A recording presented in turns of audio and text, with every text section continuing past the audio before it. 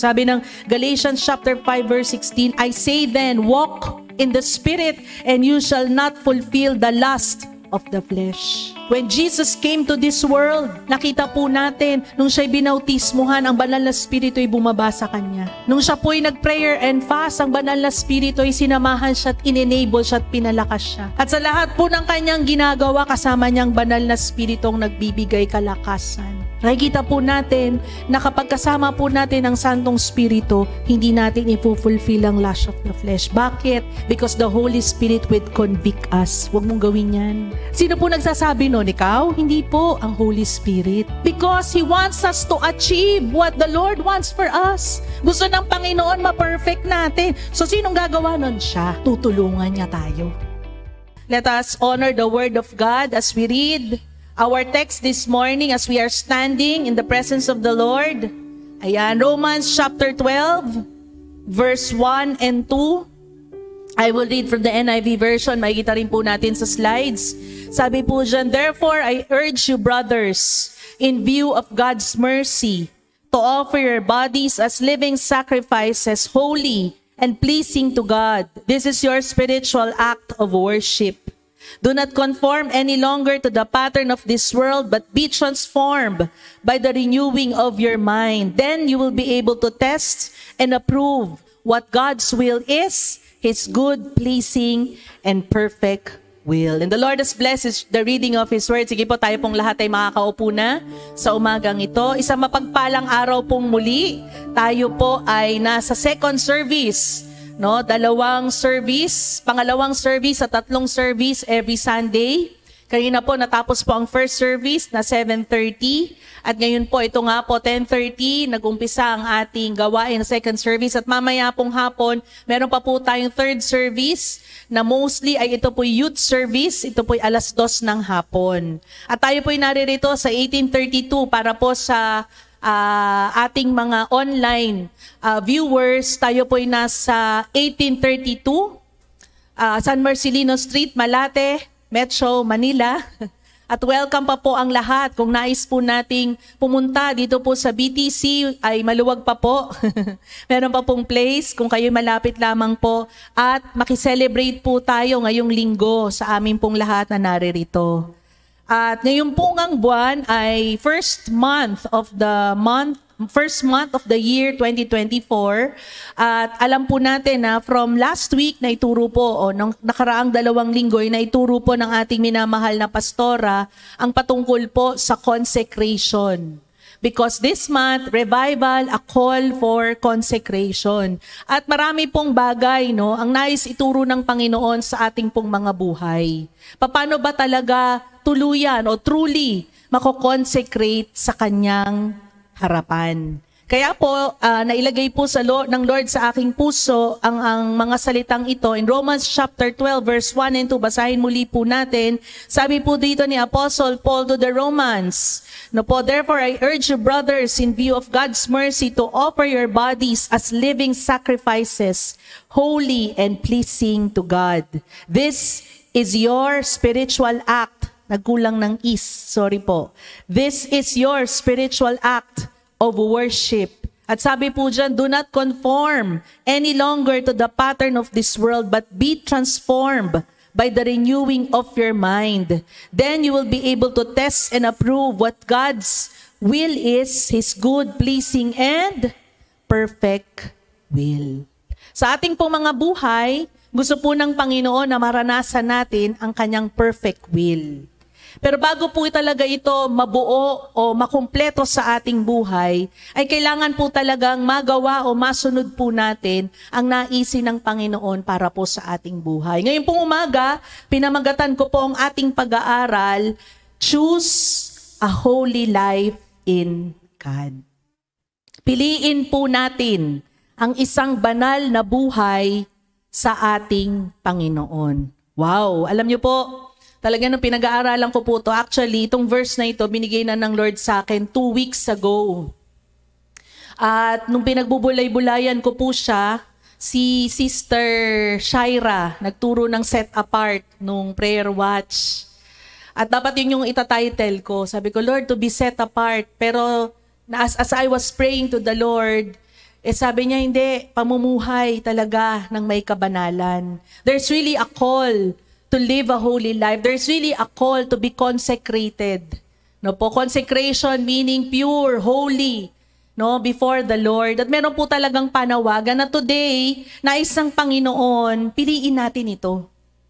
Sabihin natin, sis, big word, holy. Ang layo ko pa dyan. Lahat po tayo, hindi pa nakakaabot, ano? Hindi po pa po na-perfect ito. Pero mamaya, habang pinag-aaralan po natin, marirealize natin, pwede, kakayanin. Sapagkat meron pong steps. Hindi naman po, alang Diyos naman po, nung nagbigay siya ng turo sa atin, hindi naman niya po tayo pinahihirapan. Hindi niya po nais na mahirapan tayo. In fact, sa totoo lang, pinadali po niya. No po, ang ating buhay. Bakit, Sister Con? Kasi po, dapat tayo yung magbabayad ng ating mga kasalanan. Sabi po, no, na ang kasalanan na yan, tayo naman talaga ang gumawa, dapat tayo. Pero kahit ano pong gawin natin, di natin siya kayang bayaran. At gumawa ang Diyos ng kaparaanan, parang mga kasalanang iyon ay mapatawad at malinis sa pamamagitan ng kanyang anak. Ibinigay niya ang kanyang bugtong na anak, ang ating Panginoong Jesus, once and for all, so that we can be redeemed. Sa kanyang kamatayan sa krus ng Kalbaryo 2,000 plus years ago, pinagbayaran niya ang lahat ng ating kasalanan, pinagaling niya sa kanyang mga katawan, ang mga latay na yung naging dahilan upang tayo ay magkaroon ng tunay na kagalingan. At dahil sa kanyang dugo, ito po'y completely, tuluyang nilinis ang lahat ng ating mga kasalanan. Hindi po nagtapos doon ang kanyang gawa, sapagkat siya'y namatay man, pagkatapos ng 3 araw, siya'y nabuhay na muli. That's why we worship a God who is alive today. Amen? Amen? Kung noong unang panahon, mahirap po siguro ang holy life. No po, ang mga Israelita noon nagsa-struggle sa kanilang pamumuhay. One day, nag-worship sila, another day, nagko-complain. One day, nagsasabi, nagpapasalamat sa Panginoon, another day, nagsasabi, Lord, bakit mo kami dinala sa wilderness? It was so hard. Even with the commandments na binaba ng Panginoong Jesus, ng Panginoon, ng Ama, napakahirap makasunod. Pero God made the way. Sabi ng John 14 verse 6, Jesus is the way, the truth, and the life. No one can come to the Father except through Him. At dahil po doon, nagkaroon po ng kaparaanan para tayo'y pwedeng mamuhay ng may kabanalan. Sabi mo sa iyong katabi, hindi imposible ang banal na buhay dahil kay Jesus. Sinabi niyo po ba? Amen. Hindi po imposible sapagkat si Lord Jesus ang tunay na maglilid sa atin. Amen po ba? As part of my introduction, lalagay ko po dyan, the choices we make determines the path that we will follow. Diba? Pag meron po tayong mga choice, meron tayong nais, every day we make choices. Anong susuot natin? Anong kakainin natin? No? Anong iluluto natin kung tayo'y nanay? Kung tayo ay tatay? Anong isusuot natin papunta sa trabaho? Mga bata, choices that we make. Anong oras ba ako gigising bukas? Para hindi ako malate. Choice po yun. Kasi pag gumising po tayo ng mga kabataan, maaga tayo makakapasok. Pero pag pinili natin na wait lang, naantok pa ako mama. Pinili nating matulog pa, malilate tayo. Di ba? Every day we make choices. Simple and big choices. So sa mga nagtatrabaho, we decide, make decisions. Today, meron akong trabaho, pipiliin kong sumagot ba sa boss ko o manahimik na lang. We make choices every day. At sabi ko po dyan, the choice that we make determines the path that we will follow. Yung pong choice na binigay natin o pinili natin ang magdedetermina kung anong susundin natin. Kaya gusto ng Panginoon talaga that we really make right choices every day. Kaya sabi ng Matthew chapter 6 verse 33, seek ye first His kingdom and His righteousness, and all these things shall be added unto you. That's a choice we make every day. Amen? Paggising ko ba ng umaga, Choice po natin titingnan ko ba yung cellphone ko, magbabasa ako ng text, ng Facebook, o bupunin ko ang Bible ko. At ako'y magbabasa ng Bible. It's a choice. Hindi po ito automatic, hindi po ito, paano ba sabihin yun? Hindi siya automatic. Pinipili po natin siya. And today, sabi ko po dyan, we can choose to offer our lives to God and experience His love, grace, and mercy. Ang tanong, have we offered our lives to God? Amen. Maybe for some, maybe for the others, kamusta po? Because it's not too late. It's not yet too late to make the choice to offer ourselves to God, to obey Him today, and live a holy life. Hindi po imposible, hindi pa po huli ang lahat. Para piliin po nating ialay ang ating buhay sa ating Panginoon at siya'y sundin ngayon, hindi bukas. Sige, Lord, sandali lang, bukas na muna ako susunod. Kakain muna ako ngayon. Alam niyo po, dahil tayo po ay nasa 21 days prayer and fasting, tapos na po tayo. Ito na po yung 15th day. Tama ba? Tama, 15th day. Kasi po 2 weeks na Kami po yung nag-start ng Sunday. Kayo po, dahil nung binaba po ito, nag-start po kayo ng Monday. This is already our 15th day. And when we obeyed God, hindi natin sinabi na, Lord, next year na lang ako magfa-fast. No, we made the choice to follow the fasting today. Yes, last 2 weeks ago. Why? Because there is a call really to consecrate our lives. At sasabihin ko po sa inyo, na sa loob po ng 15 days, hindi po siya madali. Maraming temptation. No, ako po ay a sweet person. Hindi po ako sweet, pero mahilig ako sa sweet. At ngayon, yung isang bagay na napakahirap kong talikuran, napakahirap kong iwasan. Alam niyo pong ginawa ko? I made the choice. Marami pong chocolates kasi galing sa Pasko, no? Marami pong nagregalo, puro tsokolate. Ang ginawa ko po, I made the choice to stop to eat sweets, to fast for sweets. Ang ginawa ko, lahat ng mga sweets, lahat ng chocolates, ilagay ko sa isang plastic at nilagyan ko siya ng masking tape. Pinakita ko dun sa mga kabataan na kami, di lang ang masking tape, telling God, Lord, di ko to kakainin. For 21 days, di ko to titikman. Kasi this is my sacrifice in my fast. And does it feel good? Yes, it is. Kahit wala kang sweets na kinakain, it feels good. Why? Not just it feels good. I know I'm honoring God just by not eating that. Amen? Siyempre, hindi lang yun. Meron po tayong meals, no po? Hindi rin po siya madali. Kasi hindi ka kakain. Talagang mararamdaman mo, kumakalam yung tiyan mo. Nahihilo ka. No, nagpapalit-palit po ako breakfast, minsan dinner. So yung pagpalit ng breakfast do dinner, medyo mahirap yun kasi ibig sabihin 12 hours or more kang hindi kakain. Pero alam niyo po, kahit mahirap, isa pong patotoong sasabihin ko sa inyo, may joy. Amen? May joy. May kakaibang kagalakang dinudulot ang pagpa-fast na ito. Siguro sabi ko nga, Lord, kaya siguro may joy, sama-sama kami. Yung kagalakan ng iba nahahawa. At talagang sama-samang may patotoo na ino-honor ng Lord ang ating pag-aayuno. At alam nyo po, gusto ko po kayo encourage. Sabihin nyo mang hindi kayo nakasabay. Ito po talaga pinapasabi ng Lord to Kagabi pa na nagpe-pray po ako. Pinapasabi ng Lord, hindi man kayo nakasabay nung first day, may chance pa.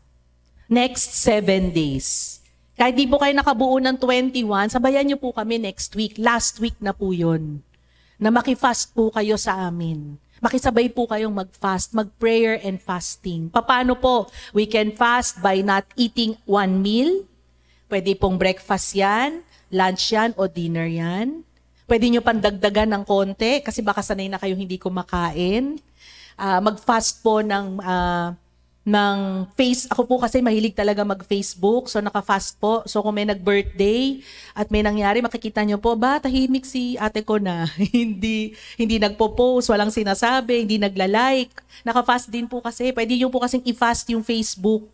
No po? At nasa-survive ko siya 14 days na. So, imbis na mag-open ako ng Facebook, ang nangyayari, nag-open ako ng Bible at nagbabasa. At talagang may joy. Pwede rin po kayo mag-fast ng sweets. Meron akong makasama po sa Bible study. Meron po silang mga medication. Sabi niya, sis, pag nagpa-fast ako ng pagkain, nag-hypoglycemic hypoglycemia ako, hindi ko kaya. So sabi ko sa kanya, sis, decide ka, ano ba yung gustong-gusto mong gawin, i-fast mo yun. O kaya bawasan mo lang ng konti yung meal mo. No po? Meron din akong kasama sa Bible study na sabi niya, binabasa ko po everyday yung binigay ninyo. So sabi ko mukhang may ibang fast siyang ginawa. Sa ating pong buhay, it's not too late to make the choice. Even if di tayo nakasama sa 21 days, we can still start today. 7 days po yun. Bakit po ba tayo nag-declare ng prayer and fasting? This is in preparation for our anointing with oil next Sunday. First, second, and third service. Sabi mo sa iyong katabi, huwag kang a-absent. Next week, siguraduhin mong naririto ka. At magyaya ka pa. Amen?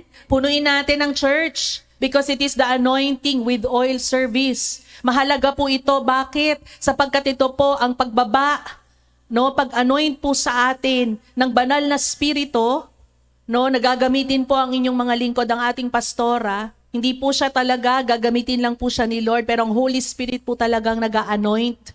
At sa pag-anoint po sa atin, ito po yung ating magiging kalakasan sa buong taon. Direksyon, pagpuspos ng banal na spirito sa atin. Gusto niyo po ba yon? Gusto niyo po bang mapuspos?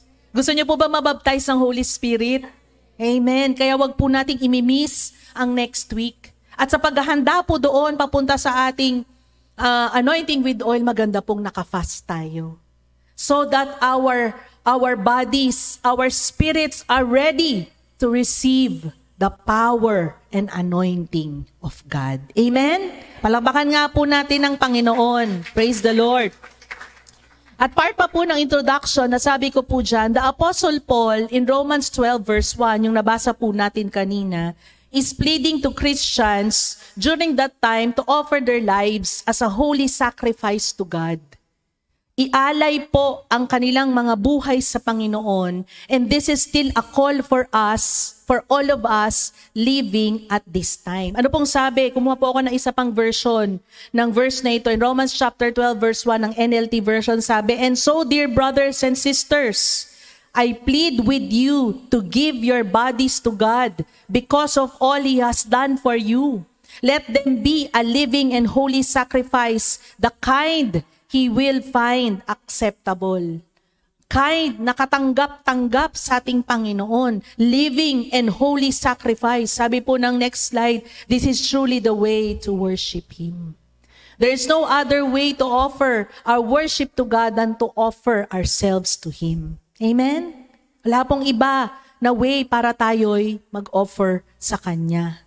At wala pong kaparaanan, na lubos po natin siyang masasamba talaga kung hindi po ibigay itong buhay na ito. Kasi wala naman po tayo. Amen? Ipinanganak po tayo sa mundong itong zero. At pag alis po natin sa mundong ito, zero pa din. Sister ko, nakapag-kamal ako o nakapag-invest ako. Meron ako napatayong bahay. Natulungan ko mga kapatid ko. Maganda po yan. Maganda po yung inyong na-invest. Pero tandaan po natin, kahit ano pong bagay ang meron tayo sa mundong ito, hindi po natin niya madadala sa kabila. Amen? Kahit na mailagay yan sa kabaong mo. Teka, marami ako napundar ng mga alahas. Limpak-limpak na salapi. Kahit ilagay po yan sa coffin mo, ano pong mangyayari? Yan po'y mawawala rin. Hindi mo yan madadala. Bit-bit mo, hawak mo. Pagkakit mo ng heaven. Teka Lord, dala-dala ko siya. Hindi mo siya madadala. Sapagkat dito lang siya. All of these things that we have here are for us to be able to live in this world. And we cannot bring it. Sapagkat wala naman talaga. Kung ano man meron po tayo, ito po'y galing sa Diyos. At may panawagan po siya sa atin. What is the call? Dalawang bagay po, sabi doon, to offer a living sacrifice. Sabi nga po natin, living. Sabi natin, buhay. Buhay pa po ba ang inyong katabi? Buhay pa po ba ang mga mata? Buhay na buhay, no? Amen po ba? Ayan, buhay na buhay. Sabi po dyan, a living sacrifice, offering our bodies, meaning, ang ibig po sabihin, living sacrifice, offering our bodies to God in worship, dedicating all of ourselves, being set apart. Bakit po ni-note ng Bible dito sa Romans chapter 12 na maghandog po tayo ng buhay na sakripisyo?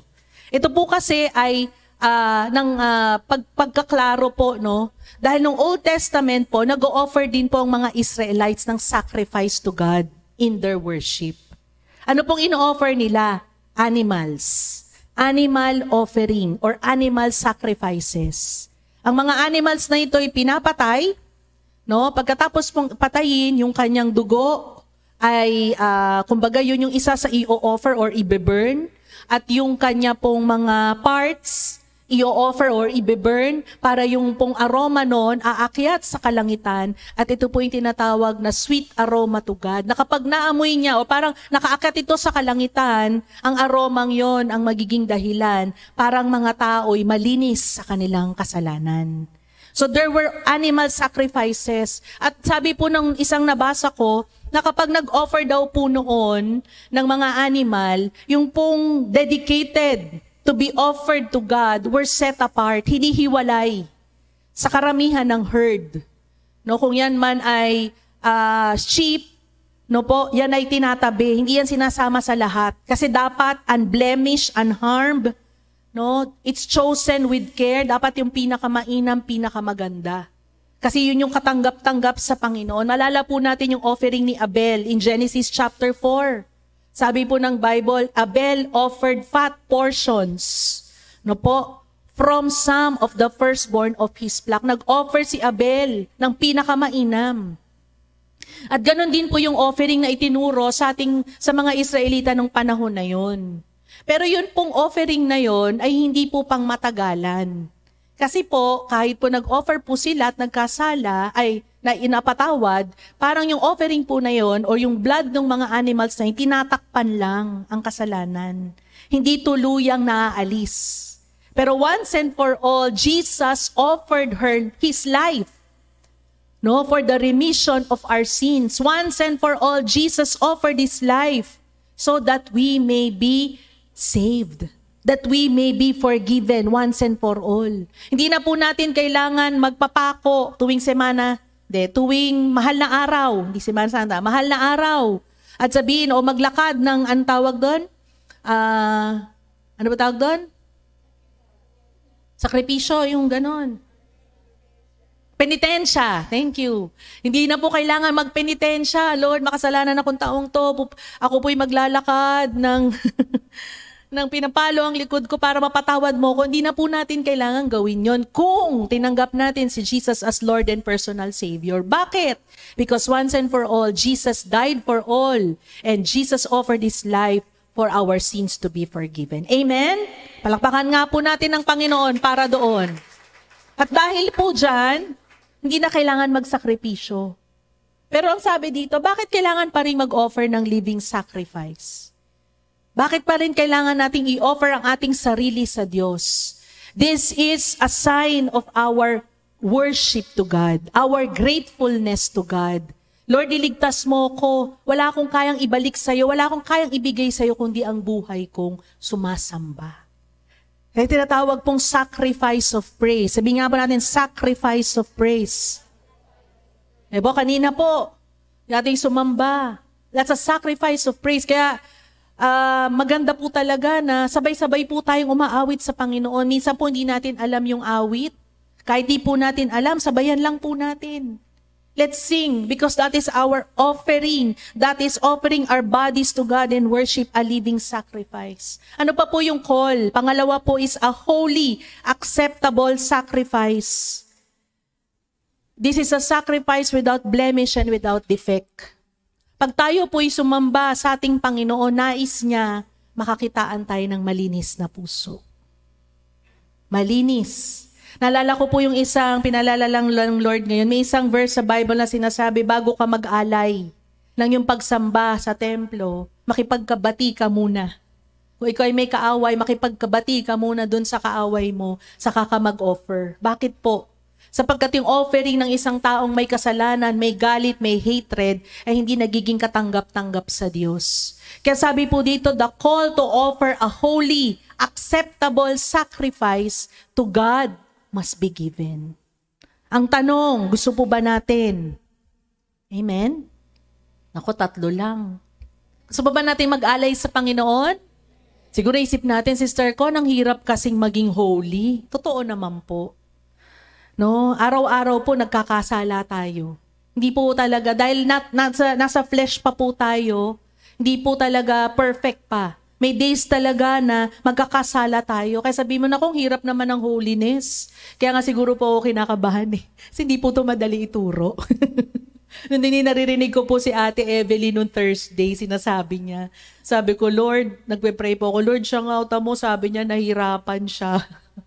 Sabi na, Lord, di kaya mo yan, sasamahan kita.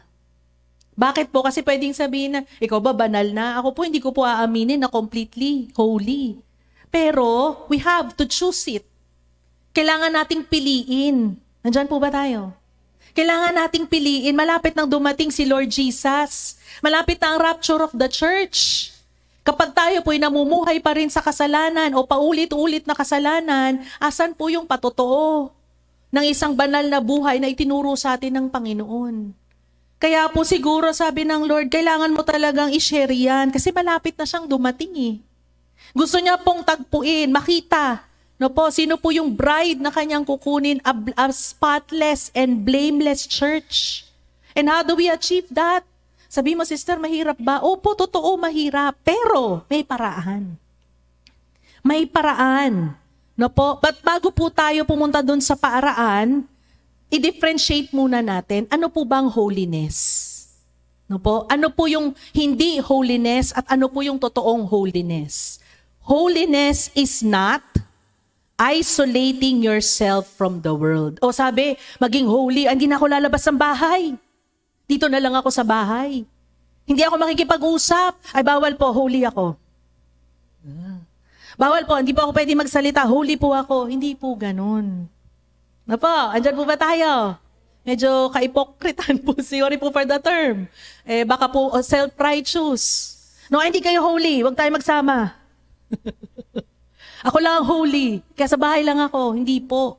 Holiness is not about isolating yourself from the world. Because kung ganun po yun, paano tayo makakapag-preach? Paano natin ma-share ang gospel? Sasabihin natin, sister, ang sama na talaga ng mundo. Totoo po yan. Nadarating talagang pasama pa ang mundo. So how can we be holy? Ang sabi po dito, holiness is separating us against negative influences of the world. Separating, hindi po isolating. Magkaiba po yun. Magkaiba po yung in-isolate mo yung sarili mo. Magkaiba po yung hiniwalay mong sarili mo. To be set apart. Ang pinaisip po sa akin na reminder ng Lord, sabi ko, Lord, ano example natin dito? Pinaisip po ng Lord sa akin is green jokes. Kung dati po, sa mga green jokes, nakikitumpok pa tayo. No? Kung mga nagtatrabaho o sa inyong tahanan. Pag green jokes, sama-sama, tatawa-tawa. No? Yun at gusto mong mamuhay ng may kabanalan, dahil binipili mo ng maging holy, ang gagawin mo, hindi ka na makikitawa. Nandyan po ba tayo? Pag alam mo na may green jokes, ay sige, tatalikod na lang ako. Aalis na lang po ako. Bakit? Maliban sa may conviction ka na, ayaw mo na siya. Wala ka ng panlasa doon. Hindi ka na natatawa. Bakit? Kasi unti-unting binabago ng Lord, sineset apart ka na niya.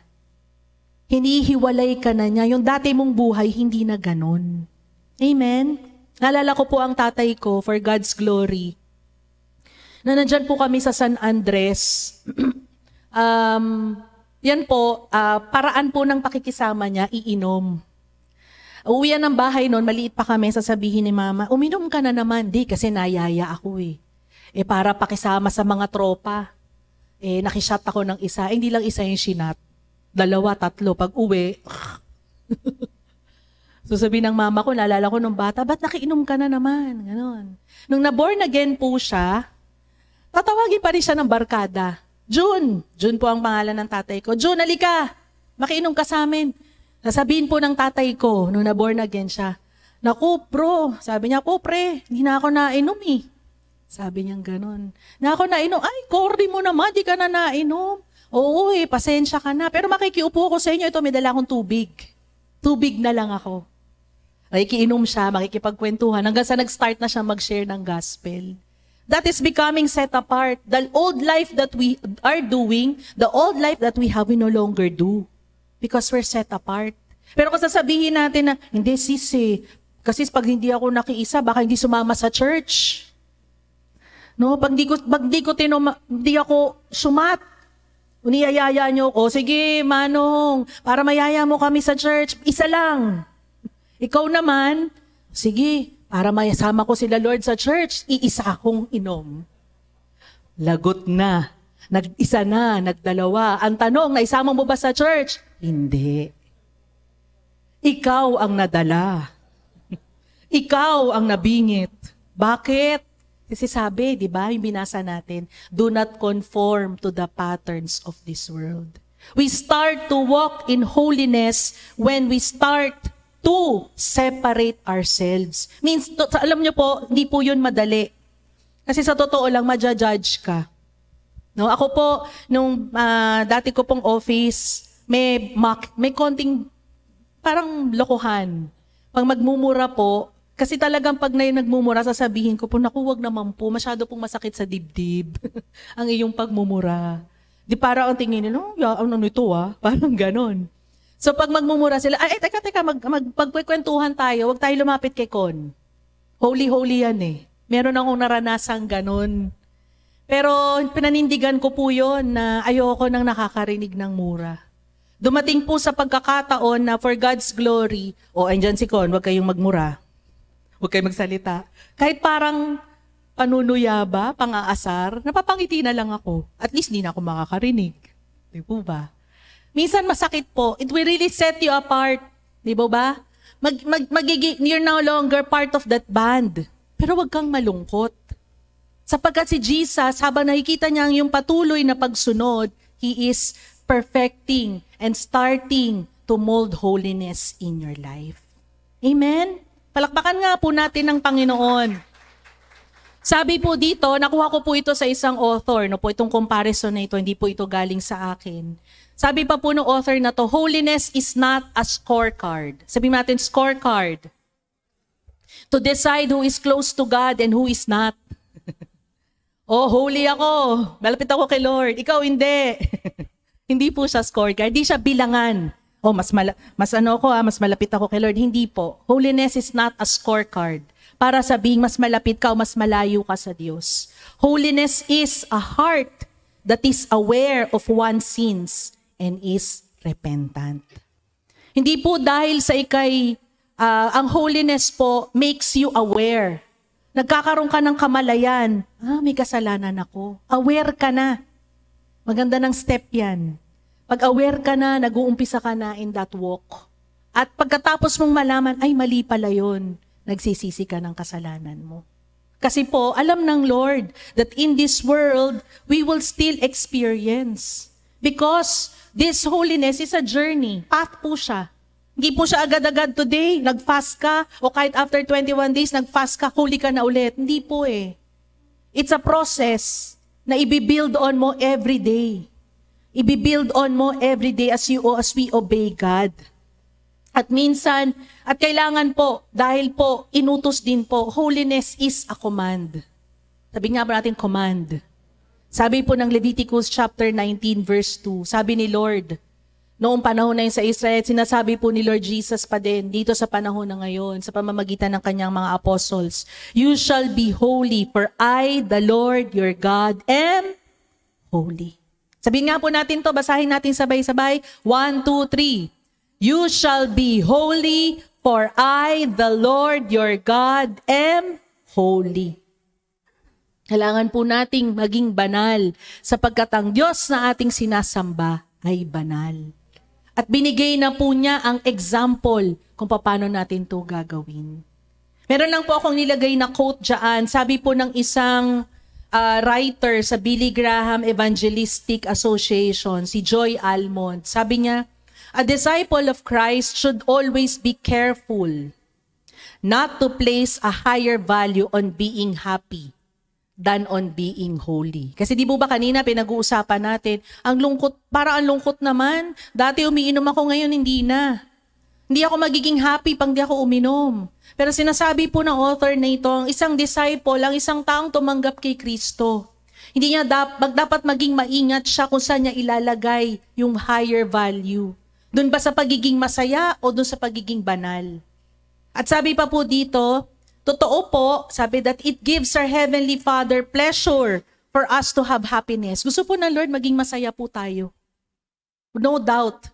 Gusto po ng Panginoon ma-enjoy natin ang creation na binigay niya po sa atin. No doubt. Gusto po ng Lord yan.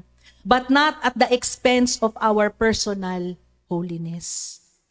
Hindi po sa expense na masasakripisyo ang ating kabanalan. Kung dati po, ikaw ay mahilig sa mga bagay na makamundo, as God changes us, binabago niya yun, iniiba niya ang ating gusto sa buhay na ito. Amen? So now, meron po akong 3 bagay. How to live a holy life for God. Una, sabi po natin, holy is set apart, di ba? Holiness is being set apart. Sabi nga po natin, set apart. Do you want to be set apart? Amen. So paano po ba tayo magiging set apart or holy before the Lord? Una, we have to set our minds to be renewed by His Word. Sabi po nung binasa natin kanina, do not conform, ng verse 2 ng Romans chapter 12, do not conform any longer to the pattern of this world, but be transformed by the renewing of your mind. Be transformed. Sabi nga natin, transformed, renewed. Renew po natin ang ating isip. Paano? Paano po natin masaset ang ating mga isip to be renewed by His Word? Una, sabi po natin, we have to choose holiness. Andiyan pa po ba tayo? At dahil pinipili po natin ang holiness, we have to set our minds to really be renewed by His Word. Paano? First, we have to dedicate time. Sabi niyo nga po, dedicate time to study God's Word continually. Kailangan po nating desisyon ng magbigay ng oras. Hindi po darating ang oras para mag-aral. Hindi, sige, bahala na si Lord, kailan niya gusto akong matuto sa word niya. No. If we want our lives really to live a holy life, if we choose to be holy, to live a holy life, we have to set our minds to be renewed by His Word. Paano? We have to dedicate time. Kailangan po natin talagang lagyan ng oras. Sabi po dyan ng Joshua chapter 1 verse 8, study this book of instruction continually. Meditate on it day and night, so you will be sure to obey everything written in it. Only then will you prosper and succeed in all you do. Diba po? Sabi niya, meditate on it day and night. So, binigyan na po, pinirescribe na po, kailan mo aaralin ang salita ng Diyos araw at gabi. Ikaw na lang magdedesisyon anong oras mo siya gagawin. To really dedicate your time na Lord, itong oras na ito mag-aaral ako. Itong oras na ito magbabasa ako. Itong oras na ito paglalaanan kita ng panahon. Minsan sabihin natin, sister, super busy. Mag-start po kayo by pwede po kayo mag-start ng 5 minutes na pagbabasa. Small steps, start with small steps. Hanggang sa palakihin, i-honor ng Lord. Nalala niyo po yung nakwento ni Pastora yata kanina dito yung parable of the talents. Tama ba? Hindi, no? Kanino ko ba narinig? Basta recent lang eh. Siguro sa dami na aking pinakikinggan. Yung sinasabi niya na pag nagbigay si Lord sa'yo ng 5 at minultiply mo yun ng 5, lalo ka pa niyang bibigyan. Kasi pinarami mo. So ang oras na kaya mong ibigay sa ngayon ay 5 minutes para magbasa ng Word of God, umpisahan mo na. And you know, God will multiply that 5 minutes. He will make that 10, He will make that 15, hanggang sa hindi mo na alam. Nag-e-enjoy ka na sa pagbabasa ng salita ng Diyos. But, we have to choose. We have to make it a choice. Kailangan nating piliin. Magde-dedicate ako ng oras. Alam niyo po, minsan yun yung pinakamahirap. Pag nag-dedicate ka ng oras, upo ka ngayon, magbabasa ako, Lord. Biglang sasabihin ng anak mo, Mami, Mami, nagugutom ako. Teka lang anak, nagbabasa ako. Kung kailan naman nagbabasa, saka naman. O kaya biglang nagbabasa ka, biglang tumawag kaibigan mo, uy, teka lang, ganito, wala na, nawala na yung isip mo. Ano pong dapat natin gawin? Ipanalangin natin. Lord, bigyan mo ako ng oras, talagang magde-dedicate ako ng time. Kaya mahalaga po yung closet. Kung may prayer closet or prayer room tayo, para doon, pag nakapasok na po tayo doon, walang sustorbo. Pandito ako, walang kakausap sa akin ha. Bawal storbo. Ano po yung isang kapatiran, sabi niya, sis, yung bahay namin, nandun na lahat.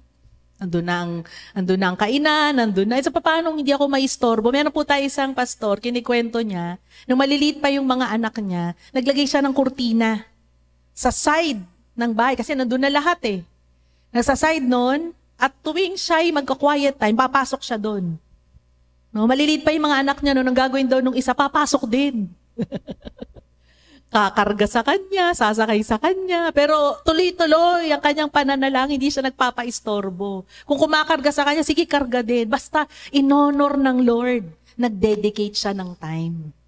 At alam niyo po, nakaka-bless lang, kasi dati kurtina lang yung kanyang prayer closet. Ngayon, meron talaga siyang kwarto, o, di ba?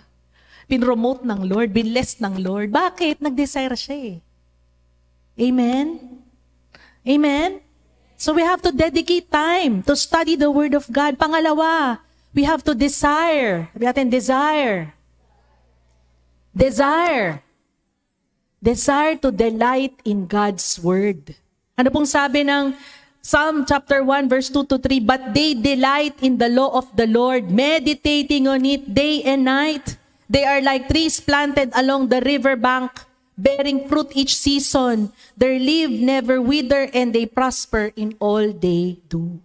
Pag tayo po'y nagbasa ng salita ng Diyos, ipanalangin din natin, Lord, bigyan mo ko ng kagalakang basahin ito. Baka na kasi bahirap po yung pagbabasa tayo. Everyone, nakakainis naman, ang hirap-hirap naman basahin ito. Hindi ko maintindihan. Ano ba yan? Wala yung delight. Imbis na matuwa ka, galit ka pa. No po, ang salita po ng Diyos nagbibigay kagalakan sa puso. Maniwala po kayo. Amen? Meron po ako, at gusto ko po ito patotoo. Meron po ako isang kaibigan nasa Canada.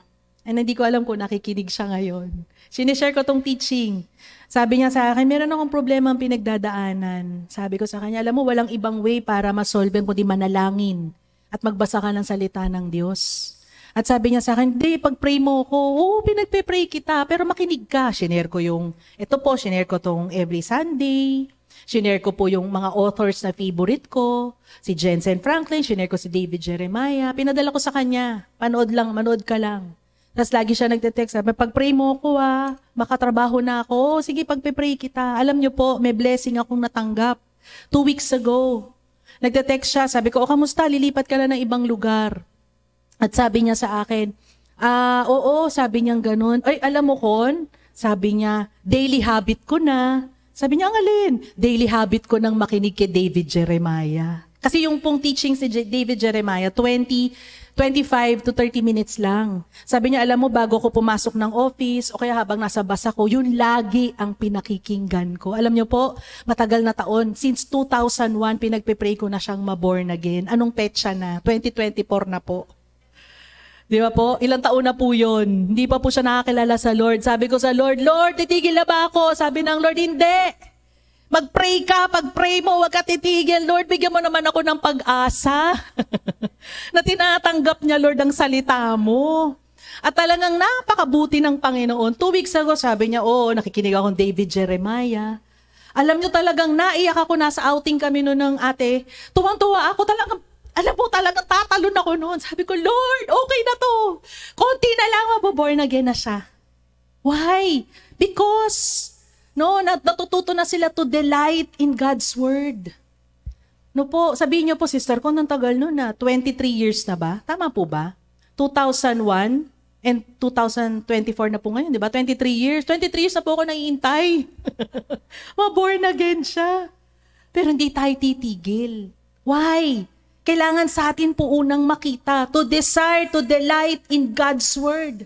Their delight is in the law of the Lord, meditating on it day and night. Ano pong resulta pag nag-meditate tayo? Sabi ng Bible, they are like trees planted along the riverbank, bearing fruit each season. Their leaf never wither, and they prosper in all they do.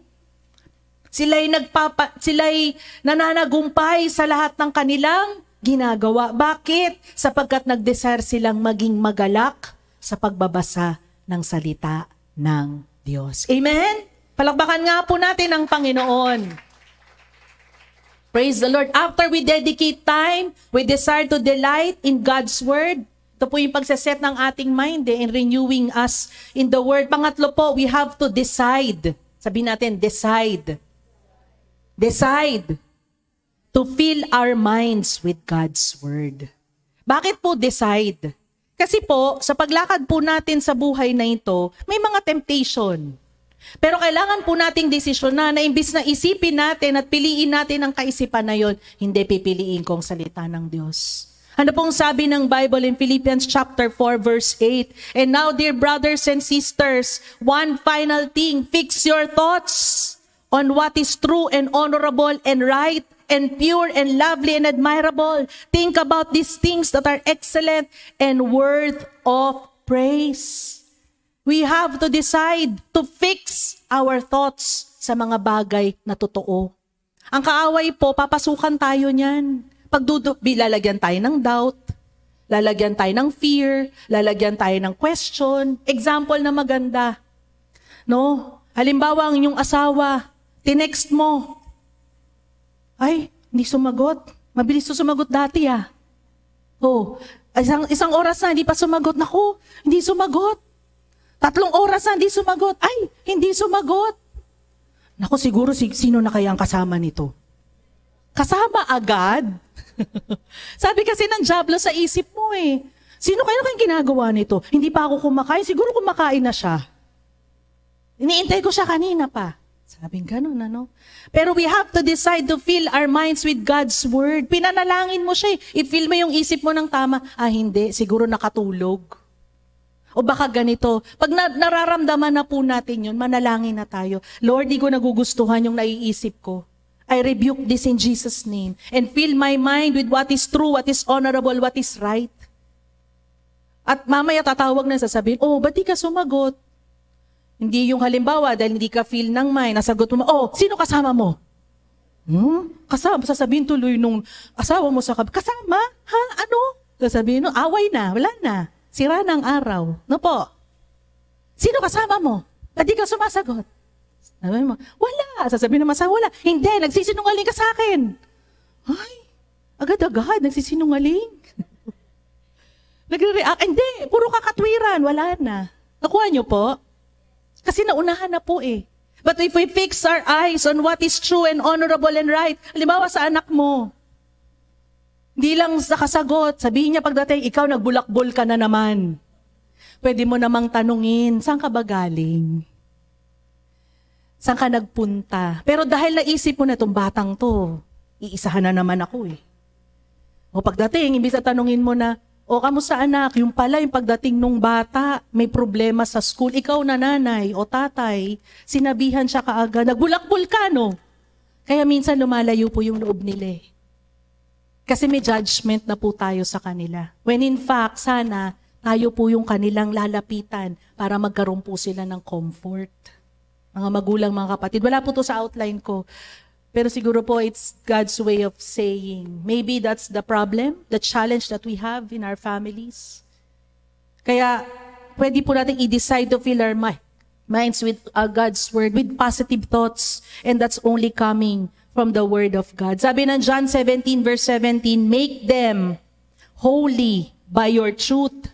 Teach them your word, which is truth.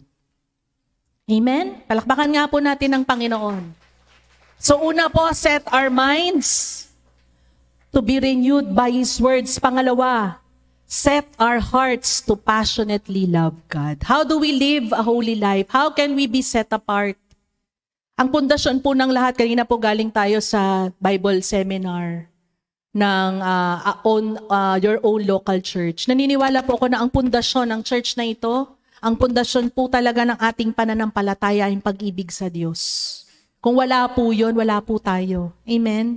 Wala pong kabuluhan ang lahat natin ginagawa kung wala ang pag-ibig niya. Therefore, it is but right that to be us, for us to walk in holiness, we have to passionately love our God. Isa po ito sa ating core values. Love and, passionately love God. Sa P-Life. No po? We have to love God with all our hearts, with all our soul, and with all our might. No po? At napakaganda pong alalahanin na una po dito, if we have to love God, let us love God and not the world. Napaka-attractive po ng mundong ito. Amen. Amen. Wala po makakapag-deny niyan. Lalo na ngayon, nag-i-improve ang technology, lahat ng bagay mabilis, nakakalibang. Maraming lugar na ang gandang pasyalan, marami ng magagandang bahay, maraming bagay na magaganda ngayon sa mundong ito. Pero ang sabi po ng author ng 1 John, ni John, sabi po niya, do not love the world nor the things it offers you. For when you love the world, you do not have the love of the Father in you. Sunod po natin, for the world offers only a craving for physical pleasure. Huwag daw po nating mahalin ang mundo. Sapagkat pag minahal po natin ang mundo, walang katapusang pagnanasa at paghahabol ang gagawin po natin. Paano? Sabi po dyan, the craving for physical pleasure. Natikman mo na to, hindi ka pa satisfied, bumili ka pa ng ganito, hanggang sa ganito, hindi ka nasatisfy kasi hindi ka talaga masasatisfy. Nandyan po ba tayo? But we can decide to be satisfied if we will call upon God and cling unto Him. Kasi sabi the world offers only a craving for physical pleasure, a craving for everything we see. Diba? Pag may nakita tayo, ay, ang ganda, gusto ko rin nun. Ay, ang ganda, gusto ko rin nun. Ay, ang ganda, gusto ko rin nun. Diba? A craving for what we see and pride in our achievements and possessions. Totoo po ito. Lust of the flesh, lust of the eyes, lust of the flesh, yung craving for physical pleasure. Kaya po itong fasting, kinokontrol niya, sinusuppress niya. Kaya kinikwento ko po sa inyo kanina, mahilig po talaga ako sa sweet, pero nagfa-fast po ako to stop that physical pleasure. Namimiss ko ba? Opo, minsan. Kaya nga binalot ko yung chocolate. Sigurado pag di ko binalot yung bubuksan ko yun. Kukuha ko. Pero praise God, kasi si Lord ang magkocontrol sa atin. Kung tayo lang, di natin kaya. Amen. Kung tayo lang, di natin kaya. Amen. Pero dahil kay Jesus, kaya natin. Sabi po dito, the pride in our achievements and possession, yung narating po natin. Kung ano po yung, na ako, mayaman na ako, hindi nyo na ako pwedeng maliitin. Pride. Mahirap po yun. Kahit po tayo'y mataas ng pinanggalingan o need kalalagyan at merong tao na maaring naglo-look down on us, let us continue to show love for them. Because that is how we can walk really, or we can really set our hearts to passionately love God. Because the Lord tells us, do not love the world. Love God. Si Lord ang mahalin natin, but do not love the world. At kapag minahal na po natin ang Panginoon, that abounding love from God makes us pure. Alam niyo po, dito ako nagtagal Itong next na to.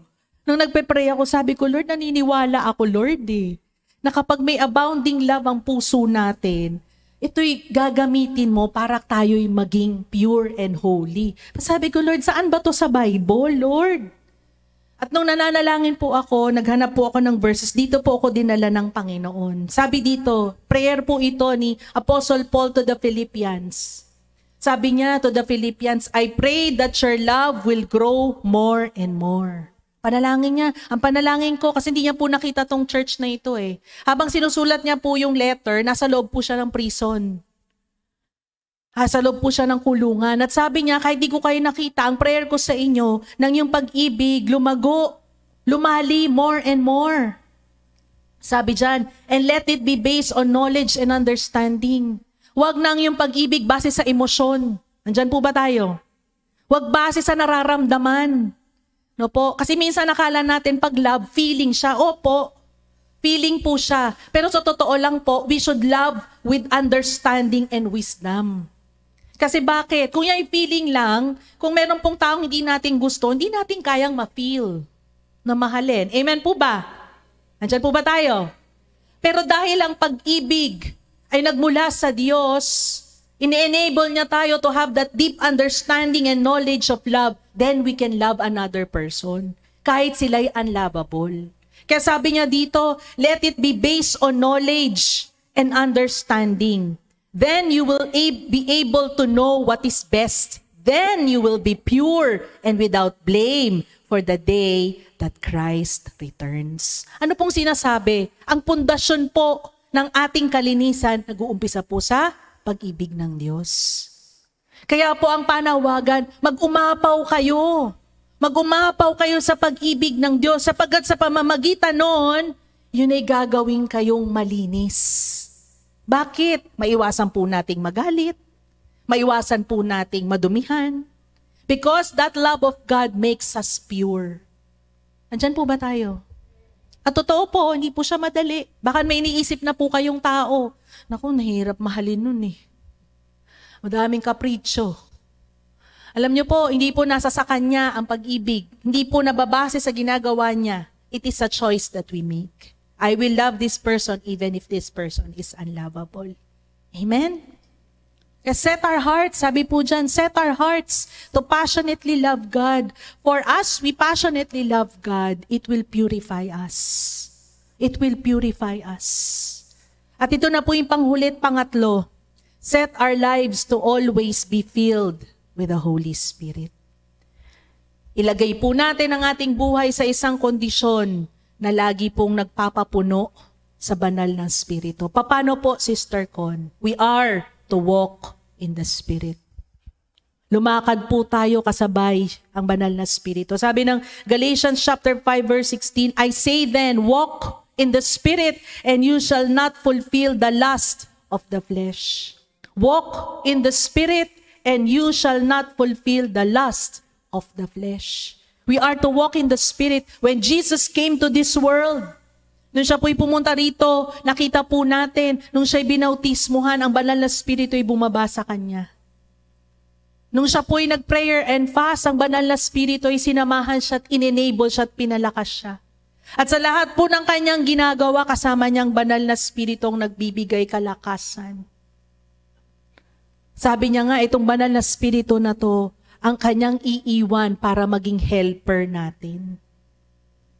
Nakikita po natin na kapag kasama po natin ang Santong Espiritu, hindi natin i-fulfill ang lust of the flesh. Bakit? Because the Holy Spirit would convict us. Huwag mong gawin yan. Huwag mong gawin yan. Hindi po yan. Pag meron pong ganung pangungusap sa atin, na alam nating hindi dapat gawin, sa Lord yun. Pero halimbawa may nambubuyo. Halimbawa sabihin mo, anong tawag dito? Konti lang naman, Lord. Katulad po nung isang araw, dahil nakapas-fast po ako sa sweets, nawala ako, hindi ko naalala, may chips. Nag-serve kasi yung office mate ko ng banana chips. Banana chips tsaka cornic. So sabi ko, hindi ko naman, nawala sa isip ko, di kinakain ko na.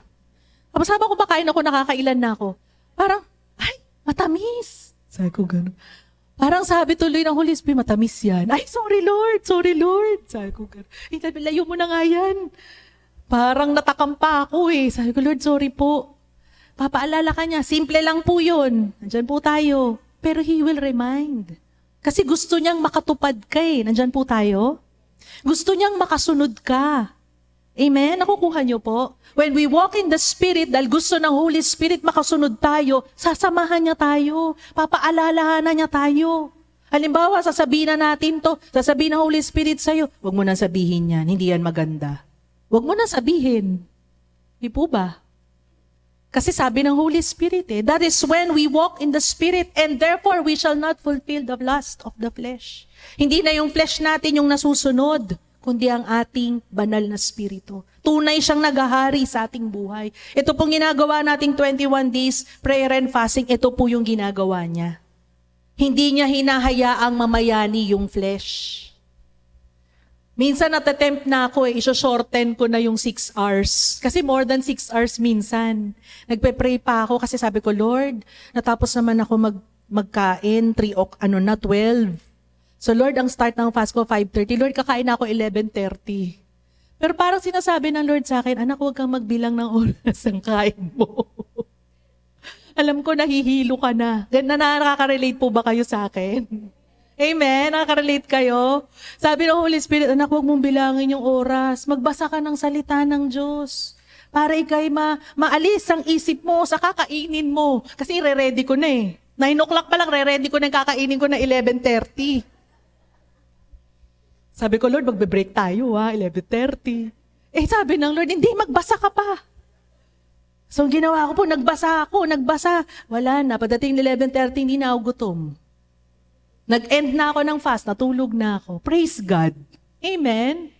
Kaya palala ng Panginoon, huwag ka mag-focus sa kakainin mo. Mag-focus ka sa akin. Sino po nagsasabi nun? Ikaw? Hindi po, ang Holy Spirit. Andyan po tayo. Because He wants us to achieve what the Lord wants for us. Gusto ng Panginoon ma-perfect natin. So, sinong gagawa nun? Siya. Tutulungan niya tayo. Amen? Palakpakan nga po natin ang Panginoon. Hallelujah. Pamangalawa po, we are to be led by the Spirit. But if you are led by the Spirit, you are not under the law. Tayo po ay pinangungunahan ng Santong Espiritu. Kaya dapat po kapag tayo'y may gagawing malaking desisyon, meron po tayong mga dapat gawin sa buhay, sa pamilya, let us ask the Holy Spirit. Let us set our lives to be filled by Him, making sure that our decisions are aligned to Him. No, that to be led. Sapagkat hindi na po tayo under the law. Na kung anong sabihin ng batas, nakakabit tayo doon. We are free. But our freedom doesn't make us cause sin. Our freedom should make us obey the Spirit. Amen? Ang ating kalayaan, tinuturo tayo nito para tayo sumunod sa banal na Espiritu. Being led by the Spirit involves the desire to hear. Gusto mong makinig. Pumunta ka sa church. Lord, nanalangin ka, Lord, pagpunta ko sa church, makikinig po ako. Maganda po yan. Magandang panalangin. At nakikita ko po sa inyong mga mata na pumunta talaga kayo dito para makinig. Amen? Para makain ang salita ng Diyos. Being led by the Spirit involves the readiness to obey God's word. Di lang basta dinidesire na marinig, gustong sundin. Gustong i-decide na, Lord, gagawin ko to. Gusto kitang sundin. Being led by the Spirit involves the sensitivity to discern between our feelings and His promptings. Magkaiba po yun. Minsan feelings lang natin yung nabubulong sa atin, hindi yung promptings. Let us discern by walking in the Spirit, by reading the Word of God, and by really knowing how to follow Him. Tayo po'y magtatapos na. At sa ating pong pagtatapos, ang gusto ko pong iwan sa inyo, gusto po ba nating piliin ang banal na buhay? Di po ba pwede? Amen po ba? Pwede, di ba? Pwede, di ba? Amen. At bakit po? Kasi po yun lang po ang tanging kaparaanan para tayo'y makasamba sa Diyos. To truly worship and honor God. Sister Con, bakit importante yun? Because we are made to worship God. Nilikha po tayo para sumamba, luwalhatiin, dakilain ang Panginoon. Hindi po tayo nilikha para kumain, matulog, magtrabaho, mag-alaga ng pamilya. Mahalaga po mga bagay na yan. Yan po kabahagi para tayo po ay mag-survive sa mundong ito. Pero hindi po yan ang pagkakatawag natin. We are called to worship God. Our lives are called to worship God. We are created to worship God. Tayo'y ginilikha ng Diyos kasi hindi niya gustong mga anghel, sinasamba na siya. Pero iba yung siya yung nag-create, iba yung kawangis niya na sumasamba sa Kanya. We are called to worship. Kaya po mahalagang magkaroon ng banal na buhay. Sapagkat itong banal na buhay na ito yung gusto ng Diyos na sumamba sa Kanya. Gusto ko pong mag-conclude by saying this verse. In Psalm chapter 24 verse 3 to 6, sabi po ng psalmist at si David din po ang nagsulat nito. Sabi niya, who may ascend into the hill of the Lord. Ano po ba yung hill? Most holy place. Di ba po nasaan po ba ang Diyos? Nasa kataas-taasan. No? Who may ascend? Sinong makakaakyat doon? Sabi dyan, or who may stand in His holy place? Sinong makakatagal sa kanyang holy place? Holy God siya. Amen? Kung hindi po tayo holy, hindi tayo makakastand in the presence of a holy God because He is holy. But the Lord is saying us, who may stand in His holy place? Sabi po dito, he who has clean hands and a pure heart, who has not lifted up his soul to an idol nor sworn deceitfully.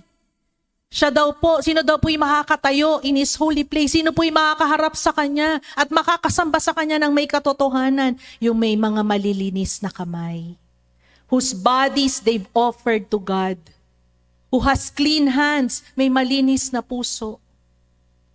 No po? At hindi inililift up, itinataas ang kanyang sarili sa Diyos-Diyosan. Hindi lang po yan basta rebulto. Ang Diyos-Diyosan, pwedeng ang ating career, pwedeng ang ating kayamanan, pwedeng ang ating car, ang ating credit card. Yan po ay pwedeng maging idol. Pwede na nating maging idol, maari ang tao. Po. Pero ang sinasabi ng Panginoon dito, sino man ang gustong makaabot at sumamba sa Kanya, ay yung mga hindi nagtaas ng kanilang kaluluwa sa isang idol. Who doesn't have idolatry in their hearts, nor sworn, nangako ng may, deceitfully, pandaraya o pagsisinungaling. Ang sabi po dun sa next verse, sa mga tao pong gumagawa nito, they shall receive a blessing from the Lord and righteousness from the God of His salvation. Dinunugtong ko lang po yung last part. This is Jacob, the generation of those who seek Him, who seek your face. Psalm 24 verse 3 to 6. Let us choose today, sa ating pong pagtayo, gusto ko pong sa ating pagtayo, piliin natin ang ating Panginoon by living a holy life. Not tomorrow, not next year, not next month, but today. Let us choose to live a holy life. Jesus is coming very soon. At sino po ba ang kakatagpuin niya? Ang mga tao pong nag-offer at nagbigay ng kanilang buhay sa Kanya. Amen?